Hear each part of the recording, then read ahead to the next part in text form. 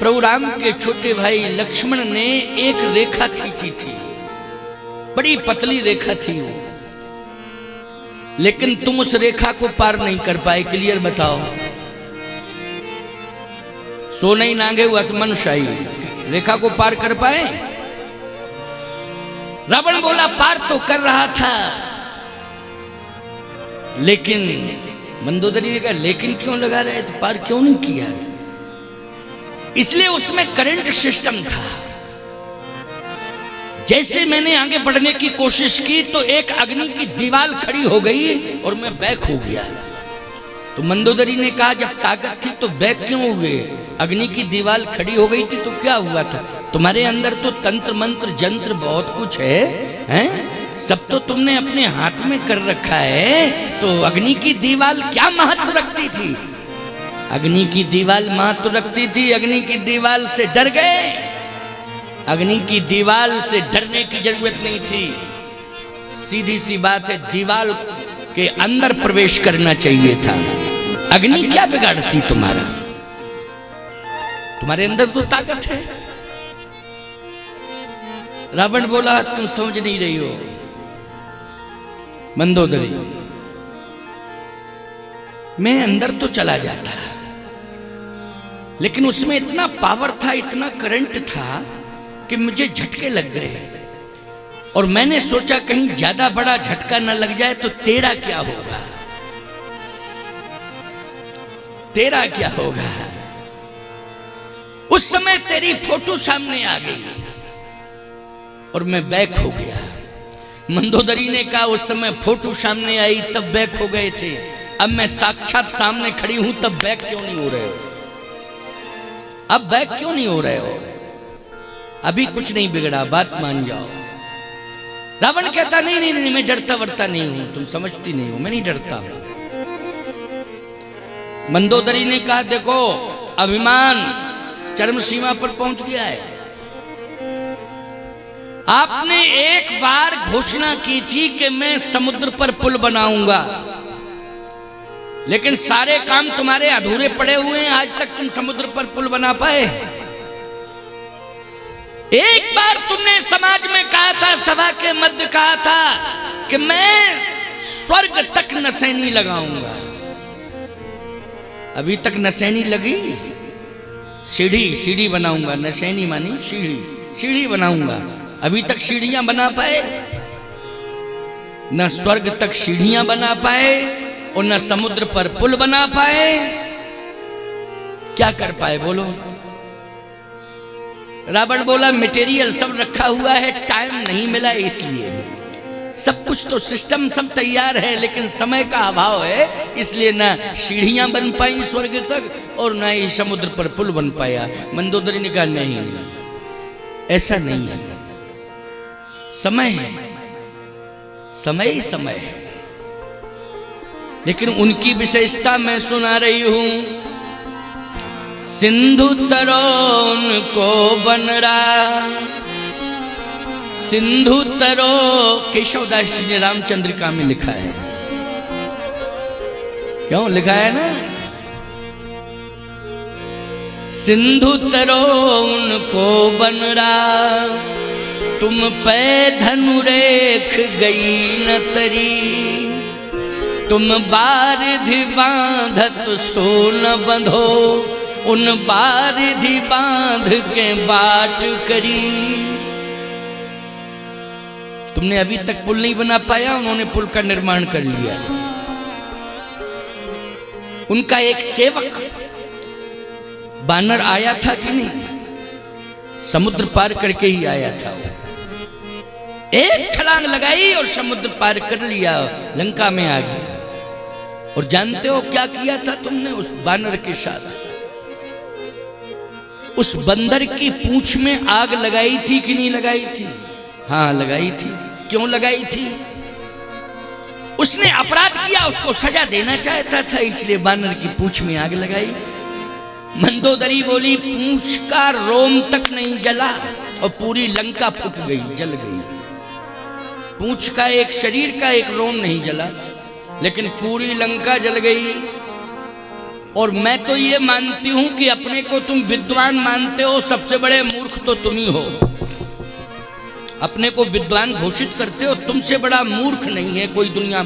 रावण बोला क्या कह रही हो? मंदोदरी बोली अब विनाश तो हो ही रहा है, कह ही लो, अब कह ही लो जी भर के, अब तो विनाश तो हो ही रहा है, अब कहने में मैं चूकूंगी नहीं। अच्छा अच्छा, तो क्या कहना चाहते? मंदोदरी ने कहा वो बंदर अपने साथ ना तेल लाया था, ना घी लाया था, ना माचिस दिया सलाई लाया था, सब तुम्ही ने उपलब्ध कराया।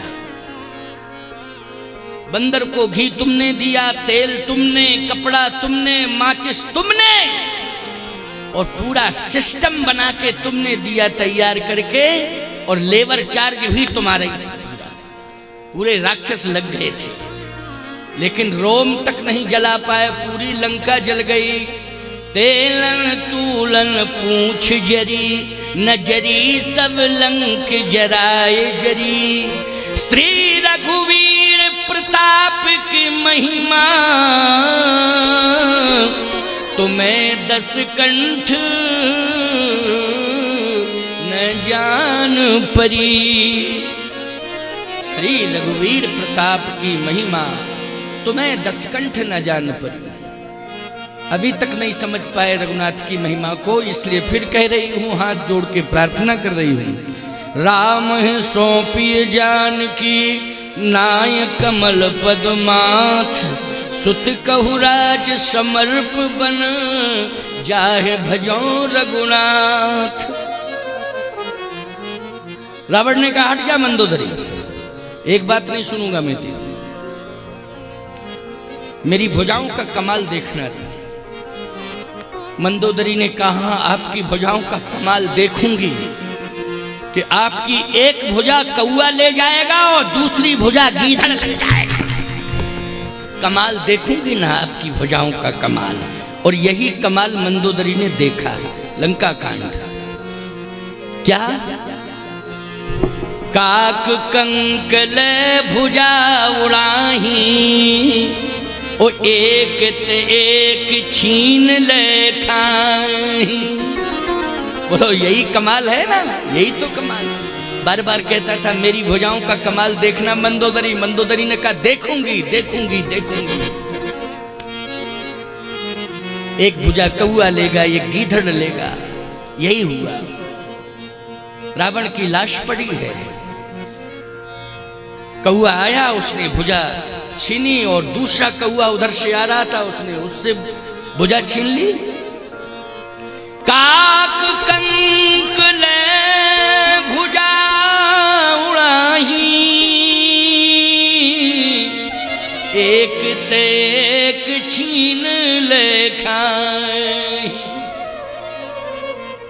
एक भी भुजा नहीं बची। मंदोदरी के देखते देखते सारी भुजाएं, कोई गीदड़ ले गया, कौआ ले गया, कुत्ता ले गया, सब ले गए। सिर का पता नहीं चला कौन ले गया सिर।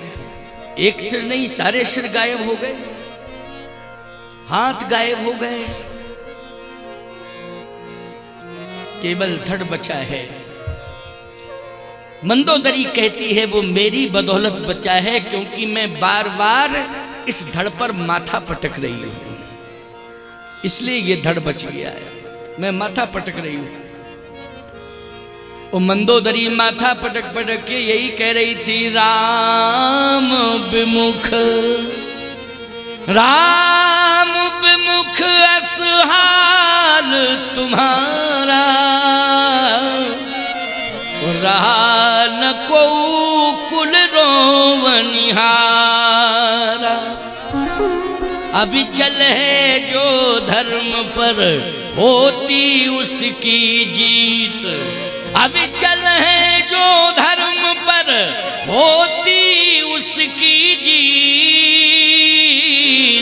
अन्यायी की लाश पर कुत्ते गाते गीत।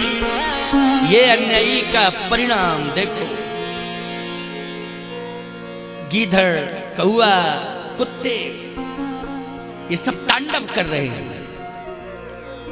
कहने का तात्पर्य मेरा ये है लंका कांड आपको चेतावनी दे रहा है कि आप कितने ही बड़े बाहुबली क्यों ना हो, कितने ही बड़े आप धनपति क्यों ना हो, और कितने ही बड़े आप बुद्धिमान क्यों ना हो, बलवान क्यों ना हो, धनवान क्यों ना हो, पदवान क्यों ना हो, लेकिन जब तक आप निराभिमान नहीं हो जाओगे तब तक आपका कल्याण होने वाला नहीं है। अस्तित्व आपका तभी बचेगा जब आप निराभिमान हो जाएंगे। अभिमान रहना नहीं चाहिए। रावण के अभिमान ने रावण को मार डाला, राम ने रावण को नहीं मारा, रावण के अभिमान ने रावण को मार डाला। क्यों भाई, राम ना मारे काहुए राम ना दोषी हो, क्यों भाई राम जी को दोषी क्यों ठहराते हो? राम जी किसी को मारते हैं क्या? हैं? नहीं नहीं नहीं, राम जी तो रक्षा करते हैं, लेकिन अपने कर्मों से व्यक्ति मरता है। रावण किससे मरा है? अपने गलत कर्मों से मरा है। अन्याय अधर्म चरम सीमा पर पहुंच गया, इसलिए ये परिणति सामने आ गई।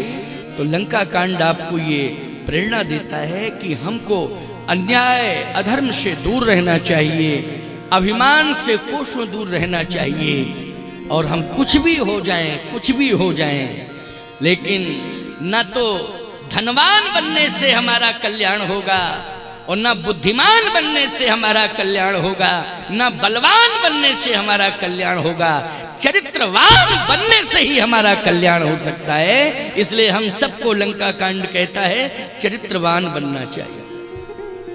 चरित्र की पूजा होती है कि नहीं होती है? किसकी पूजा होती है?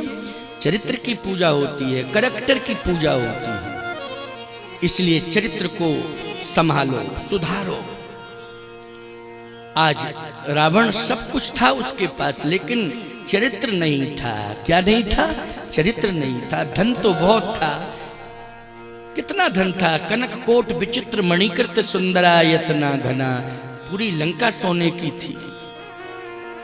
चलत दशानन डोलत धरणी, चलता तो पृथ्वी कांपती थी। बल धन सोने की लंका। वेदों पर भाष्य करता था ये बुद्धि, लेकिन चरित्र नहीं था, करैक्टर नहीं था, चरित्र। इसलिए चरित्र को संभालना है। हम सब आज संकल्प लें कि लंका कांड हमें चेतावनी दे रहा है कि हमारा चरित्र संभला हुआ होना चाहिए। चरित्र हमारा संभला हुआ हो। चरित्र की पूजा होती है। चरित्र से ही भगवान प्रसन्न होते हैं। चरित्र से ही हमारे मनोरथ पूर्ण होते हैं। चरित्र से ही हमारा सम्मान सुरक्षित होता है। आज मंदोदरी को भगवान ने समझाया, कहा मंदोदरी तुम चिंता मत करो, तुमने तो समझाया है, तुमने धर्म का साथ दिया है और धर्म से जोड़ने की कोशिश की है, इसलिए तुम्हारा अस्तित्व तो हर युग में सुरक्षित रहेगा और तुम्हारा सम्मान भी हर युग में सुरक्षित रहेगा। और मंदोदरी का सम्मान बोलो आज भी सुरक्षित है कि नहीं? हर युग में सुरक्षित है। भगवान ने कहा मंदोदरी तुम चिंता मत करो, शरीर तो मरता है, सभी का शरीर मरता है, किसका बचा शरीर? किसका शरीर बचा है? फिर कीर्ति अमर होती है, उसमें कोई यश कमा रहा है कि अपयश? मंदोदरी तुम्हारा सम्मान हर युग में होगा और तेरे अन्यायी पति की लाश, तेरे अन्यायी पति की लाश, भगवान कह रहे हैं इस बात को सुनते जाना। मंदोदरी हर युग में तेरा सम्मान होगा। जब भी तेरा नाम लिया जाएगा तो लोग दीपक लेकर के आरती उतारेंगे। क्या करेंगे? सम्मान में आरती उतारेंगे ते। लेकिन तेरा पति अन्यायी आज मरा है, लेकिन जब तक सृष्टि रहेगी हर युग में हर दशहरा के दिन फूंका जाएगा, जलाया जाएगा, हर युग में जलाया जाएगा, हर दशहरा को जलाया जाएगा। बोलो ऐसा कोई युग है जिसमें दशमी विजयादशमी आती है, दशहरा उस दिन फूंका ना जाता हो रावण? लोग कहते हैं साहब दक्षिण में तो नहीं फूंका जाता है, दक्षिण में नहीं फूंका जाता है। कौन कहता कि नहीं फूंका जाता दक्षिण में?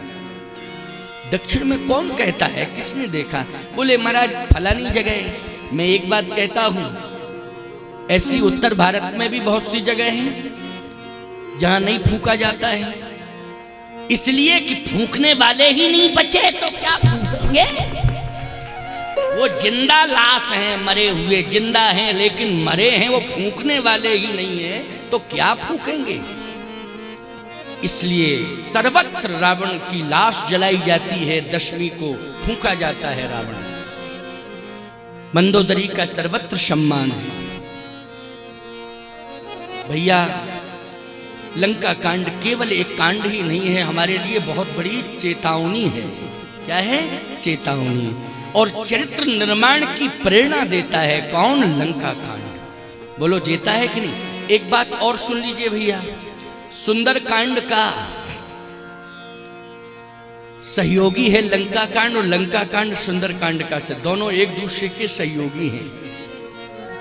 आप विचार करना, चरित्र निर्माण विभीषण के लात मारी थी रावण ने। बोलो भाई, विभीषण जी के लात किसने मारी थी? रावण ने। लेकिन जैसे ही लात का प्रहार किया तो गोस्वामी जी कहते चरित्र सामने आ गया। सामने क्या आ गया? करैक्टर आ गया, चरित्र आ गया। चरित्र बोल पड़ा। क्या बोला चरित्र?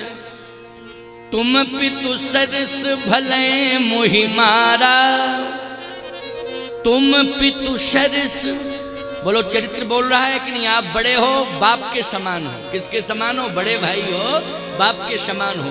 कोई बात नहीं है लात मार ली, कोई बात। लेकिन एक बात जो सत्य है, शाश्वत सत्य है, उस सत्य के साक्षात्करण का सत्प्रयास तो आपको करना पड़ेगा, तभी कल्याण होगा। और मैं बार बार आपसे यही कहता रहूंगा कि सत्य को स्वीकार करो तभी कल्याण होगा। तुम पितु सरस भलहि मोहि मारा, लेकिन राम भजे हितनाथ तुम्हारा। और जिन चरणन की पादुका भरत रहे मन लाए, ते पद आज बिलो की हूँ इन नैनन अब जाए। ईमानदारी से बताओ, ये सुंदर कांड में विभीषण जी की वाणी है। बोलो है कि नहीं? ये चरित्र निर्माण है कि नहीं? वाणी से क्या बोल रहा है? करैक्टर बोल रहा है। बोलो बोल रहा है कि नहीं? ये करैक्टर नहीं है छोटा भाई बड़े भाई का सम्मान करे, पिता के समान करे, ये करैक्टर है चरित्र की नहीं? अगर कोई छोटा है और अच्छी सलाह दे रहा है, अच्छी बात कह रहा है, चरित्र निर्माण की बात कह रहा है तो हमें स्वीकार करना चाहिए। बड़प्पन का अभिमान नहीं करना चाहिए। उस समय हमें स्वीकार करना चाहिए। सुंदरकांड में भी बहुत सारी बातें हैं, लेकिन लंका कांड में तो रिजल्ट आउट हो गया। क्यों हो गया कि नहीं? चरित्र निर्माण का रिजल्ट आउट हो गया लंका कांड में। अविचल है जो धर्म पर होती उसकी जीत, अन्यायी की लाश पर कुत्ते गाते गीत। एक दृश्य बड़ा अच्छा आया। क्या? कि विभीषण जी लंका के सिंहासन पर बैठे थे। बानर भालू उत्साह में इतने भरे थे कि सब नाच रहे थे कि विभीषण जी आप राजा तो बन गए हो, लेकिन ये राजा बनने में अहम भूमिका किसकी रही?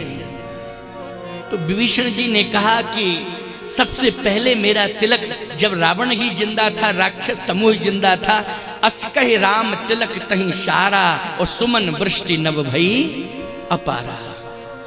बोलो सबसे पहले भगवान ने तिलक किया था कि नहीं किया था? समुद्र का जल मंगा करके अभिषेक कर दिया था, समुद्र के तट पर किया था। उस समय रावण जिंदा था, राक्षस जिंदा थे कि नहीं? भगवान ने तिलक कर दिया था। कहे ये तो प्रभु ने पहले ही कर दिया था, ये तो औपचारिकता है। सिंहासन पे अब बैठा हूं, ये क्या है? औपचारिकता है। सिंहासन तो पहले ही मिल गया, अभिषेक तो मेरा पहले ही हो गया। अस कहे राम तिलक तहीं सारा, सुमन वृष्टि नव भई अपारा।